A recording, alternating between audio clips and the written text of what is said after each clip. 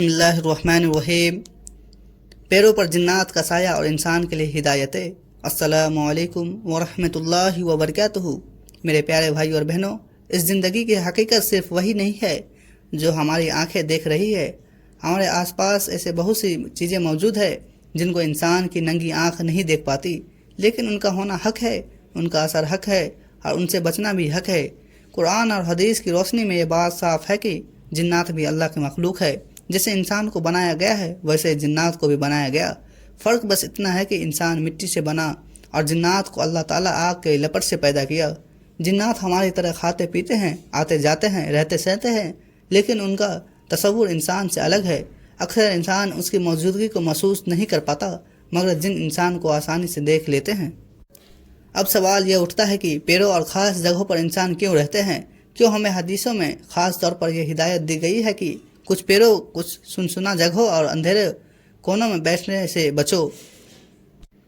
پیروں پر جنات کا سایہ کیوں ہوتا ہے؟ سنسنا پیر اور بنجر جگہ جہاں انسان کم آتا جاتا ہے، رات کا وقت جب جنات زیادہ ایکٹیو ہوتے ہیں، چھایا اور ٹھنڈک والی جگہ، خاص کر پرانے اور بڑے پیر۔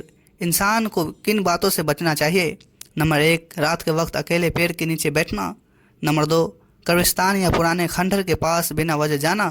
نمبر 3، پیشاب کرنے یا آرام کرنے کے لیے پیروں کی جگہ پر بیٹھنا۔ نمبر 4، سنسان راستوں پر اکیلے چلنا۔ نمبر 5، اندھیری اور ویران جگہوں پر سونا۔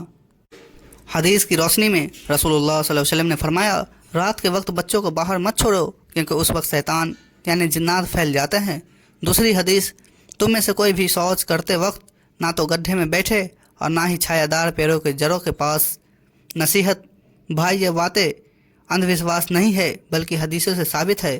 ہمیں چاہیے کہ ہم ہمیشہ اللہ کا ذکر کرتے رہیں، آیت الکرسی پڑھے اور گھر سے نکلتے وقت دعا پڑھے۔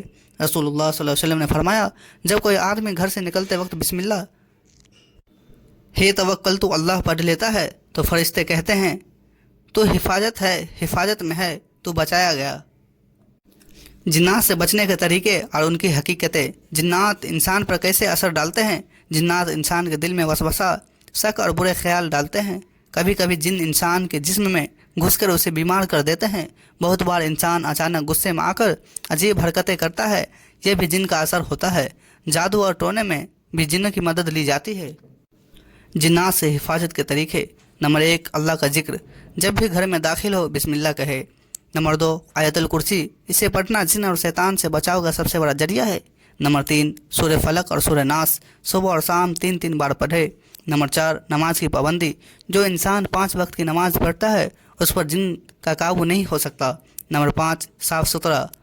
ناپاک اور گندگی جگہوں پر جن زیادہ رہتے ہیں، اس لیے پاک صاف رہنا ضروری ہے۔ حدیث کی روشنی میں رسول اللہ صلی اللہ علیہ وسلم نے فرمایا، آیت الکرسی پڑھنے والا شخص پوری رات اللہ کی حفاظت میں رہتا ہے اور شیطان اس کے قریب نہیں آتا۔ دوسری حدیث، تم صبح شام سورہ فلق اور سورہ ناس پڑھا کرو، یہ تمہاری ہر برائی سے حفاظت کرے گی۔ نصیحت، بھائی، ہمیں جن سے ڈرنا نہیں چاہیے بلکہ اللہ تعالیٰ پر بھروسہ رکھنا چاہیے، کیونکہ اللہ سب سے بڑا ہے اور جن بھی اسی کی مخلوق ہے۔ اگر ہم دیندار رہیں گے، نماز اور قرآن سے جڑے رہیں گے تو کوئی جن ہمارا کچھ نہیں بگاڑ سکتا۔ رات کا وقت اور جنات کی حرکتیں۔ رات جنوں کا وقت کیوں ہے؟ دن کے وقت جنات عام طور پر کم نظر آتے ہیں، لیکن شام اور رات کو ان کا پھیلاؤ بڑھ جاتا ہے۔ حدیث میں آتا ہے کہ جب سورج غروب ہوتا ہے تو جنات اور شیطان زیادہ ایکٹیو ہو جاتے ہیں۔ اسی وجہ سے رسول اللہ صلی اللہ علیہ وسلم نے بچے کو شام کے وقت گھر کے اندر رہنے کی ہدایت دی ہے۔ جنات کی عام جگہ۔ نمبر 1، سنسنا جنگل اور پرانے پیڑ۔ نمبر 2، قبرستان اور کھنڈر۔ نمبر 3، باتھ روم اور نالوں کے کنارے۔ نمبر 4، اندھیرے اور گندگی جگہ۔ نمبر 5، ویران مسجدیں اور بیکار پڑی عمارتیں۔ حفاظت کے لیے کیا کرے؟ شام کے وقت بچوں کو باہر نہ چھوڑے۔ سونے سے پہلے آیت الکرسی اور سورہ فلق اور ناس پڑھے۔ گھر کے دروازے بند کرتے سمے بسم اللہ کہے۔ ناپاک جگہوں پر بنا ضرورت نہ جائے۔ سونے سے پہلے وضو کر لے۔ حدیث کی روشنی میں رسول اللہ صلی اللہ علیہ وسلم نے فرمایا، جب سورج غروب ہو تو اپنے بچے کو اندر رکھو، کیونکہ شیطان اسی وقت پھیلتے ہیں۔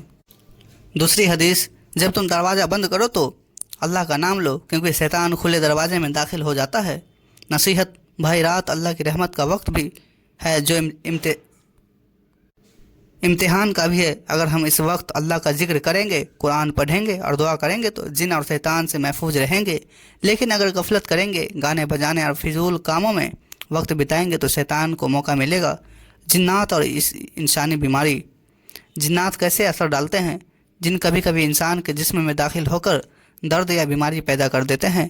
کچھ بیماریاں ایسی ہوتی ہیں جن کا کوئی میڈیکل علاج نہیں ملتا، لیکن روحانی علاج سے شفا ہو جاتی ہے۔ سر درد، کمزوری، اچانک غصہ یا بے ہوشی، یہ سب جن کا اثر ہو سکتا ہے۔ جادو اور ٹونے میں جنوں کو استعمال کیا جاتا ہے جس سے انسان پریشان ہو جاتا ہے۔ روحانی علاج کے طریقے۔ نمبر 1،